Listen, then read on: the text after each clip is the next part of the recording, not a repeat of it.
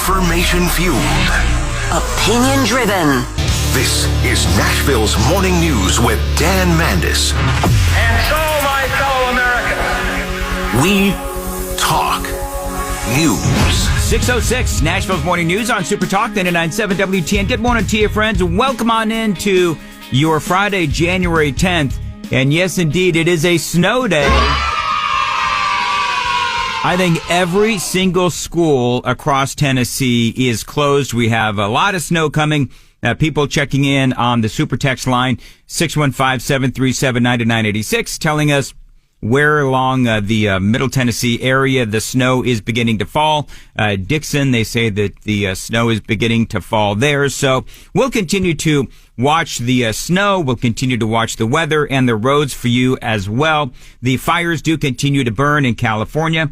I'll have a full update for you on that at about 6:35 right here on Nashville's Morning News on Super Talk 99.7 WTN. There's lots of political news going on. President-elect Donald Trump was meeting with governors yesterday, and during the press conference, he was actually asked a really good question by Peter Doocy. A lot of CEOs, including some who censored you 4 years ago, have been coming down here basically to kiss the ring.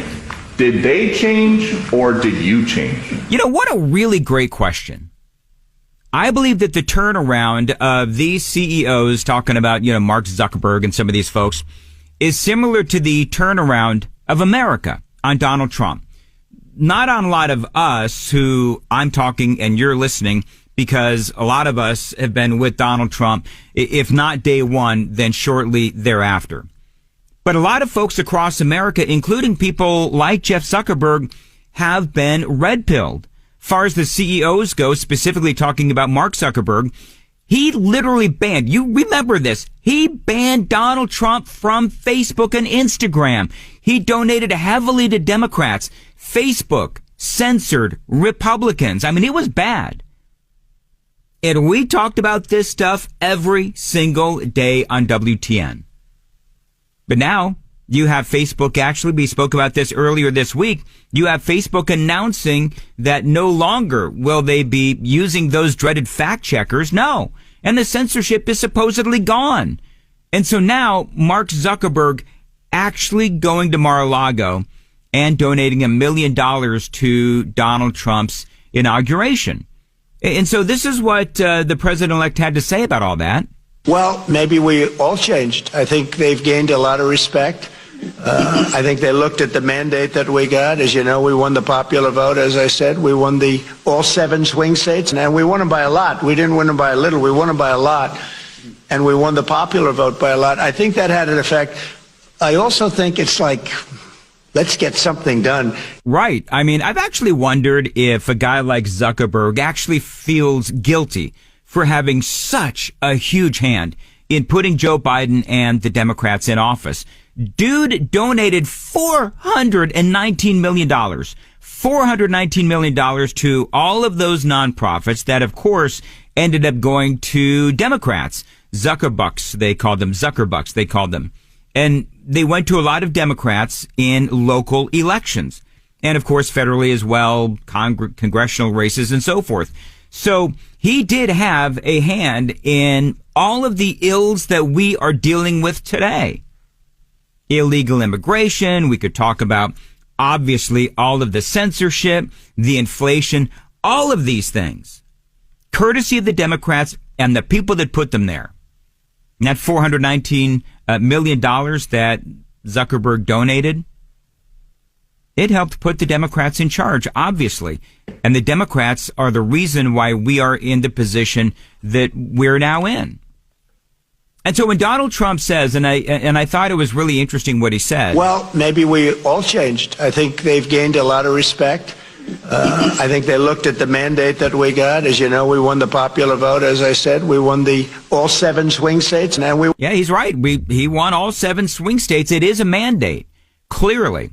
And so part of me, of course, wonders, because I'm very cynical about all of this. Do you think that if Donald Trump did not win not only, obviously, the popular vote, but also the Electoral College, he won both, and by wide margins, Do you think somebody like Jeff Zuckerberg would have finally seen the light and, maybe we should stop censoring Republicans?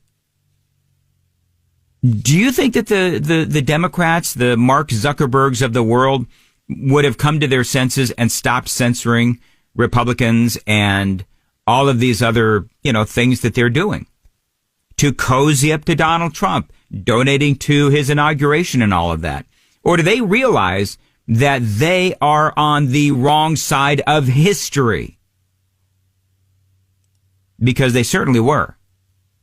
And so for me, I think that I'm appreciative that people like Mark Zuckerberg and others realize that they are way outgunned by Donald Trump. I mean, absolutely outgunned. Donald Trump, as I said in the 5 o'clock hour, he's like the cool kid in school right now. Things are going his way. And even Barack Obama was cozying up to him yesterday at Jimmy Carter's funeral. So for Mark Zuckerberg and others to go to Mar-a-Lago, I mean, you could say that it's stunning, but on the other hand, you could say that it's to be expected. You look at what happened with Facebook today and yesterday, what they announced. That was a big concession from them. I mean, a statement yesterday that's really talking about free speech. What a difference that is. And so we appreciate that. But I think they've gained a lot of respect. We've had everybody. Jeff Bezos came, Bill Gates came, Mark Zuckerberg came. Many of them came numerous times. The bankers have all come. Everybody's coming. I haven't had anybody saying anything bad about me. I'm not used to it. But I mean, he's right. But I think it's worth noting, too. Have you noticed this? Trump seems to be acting more presidential. I think that he is. And that's not to say that he wasn't acting presidential before, but let's be honest.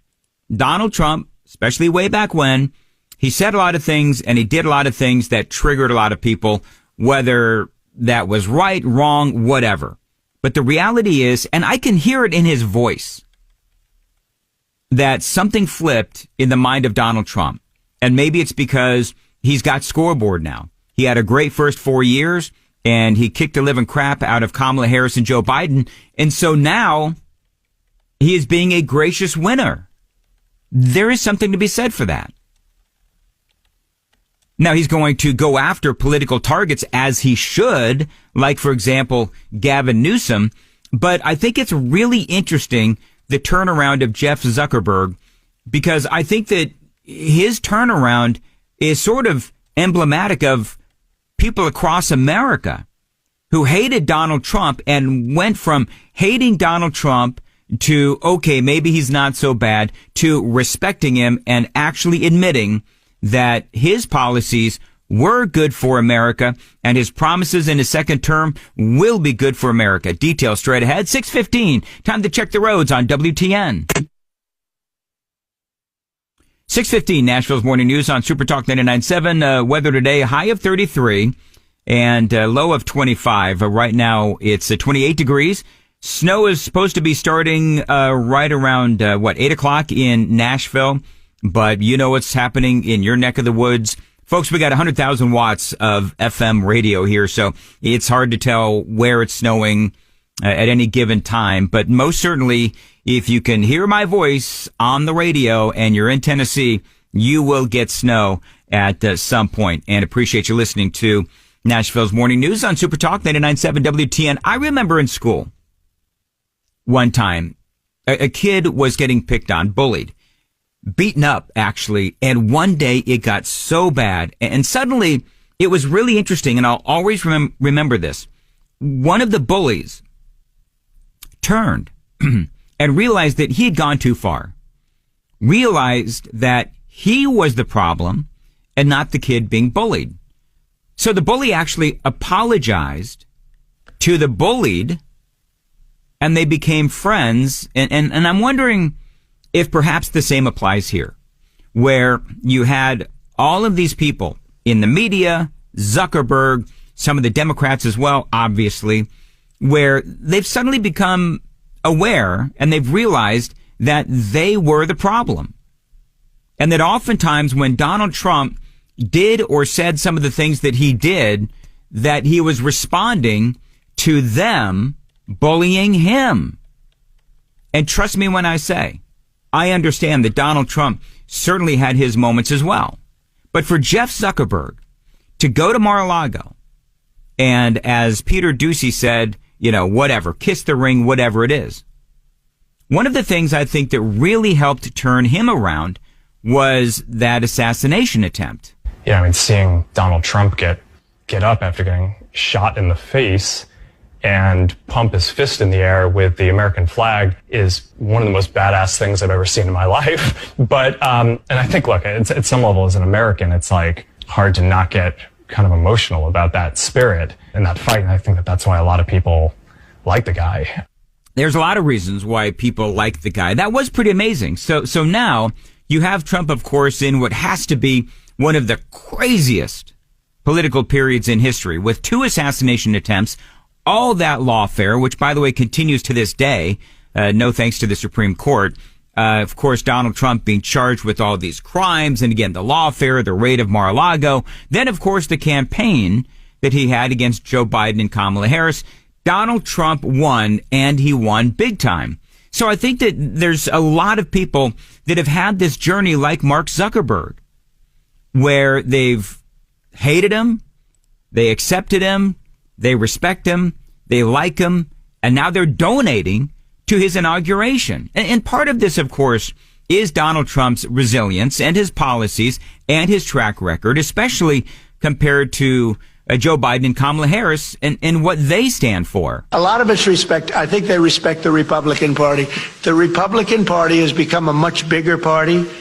It's become a party for the worker. If you look at all of the union votes that I got, and when I say I, it's really all of us together because it's a whole thing. We won the Teamsters. We did great with the auto workers. We did, all heavily union, and non-union states we won by a lot. Florida is an example. We won by millions of votes, the highest vote ever gotten. It's been a great period of time.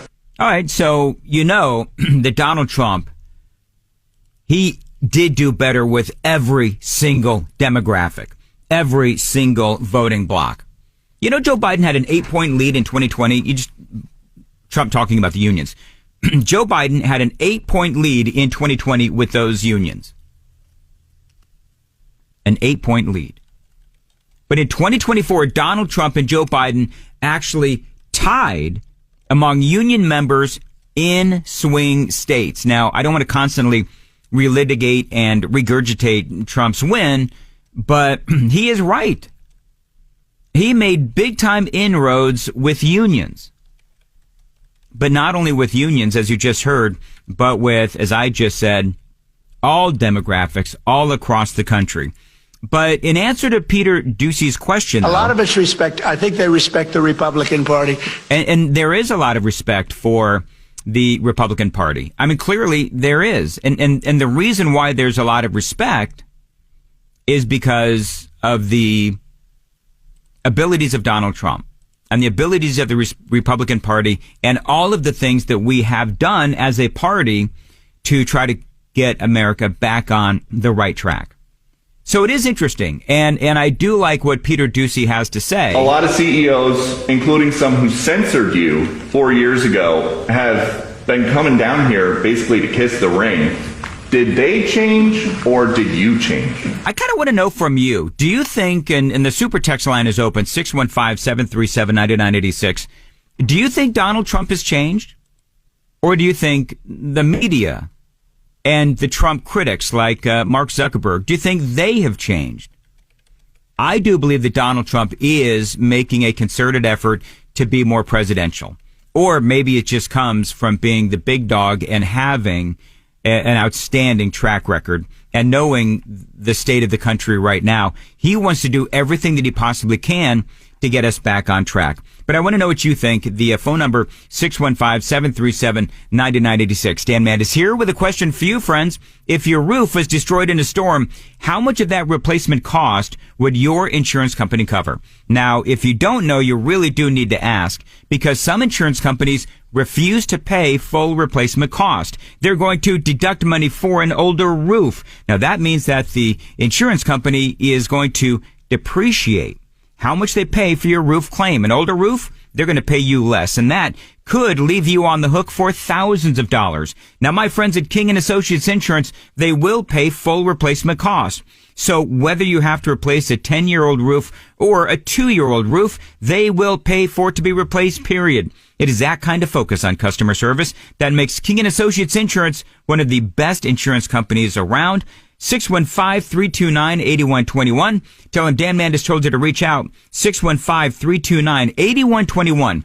Get your royal review at tkinginsurance.com. Now, coming up right before the news with Joan Jones. Do you see that, speaking of which, John Fetterman is heading to Mar-a-Lago, and they asked him about that, and he had an hysterical answer. That audio is coming up, and Joan Jones is also coming up with the news at 6:30. Joan, what you got? Well, we have a serious crash in Cheatham County this morning that has a portion of I-24 closed down. Also, we've got a sad update to the wildfire story in California. Those stories coming up at 6:30 on Super Talk 99.7 WTN.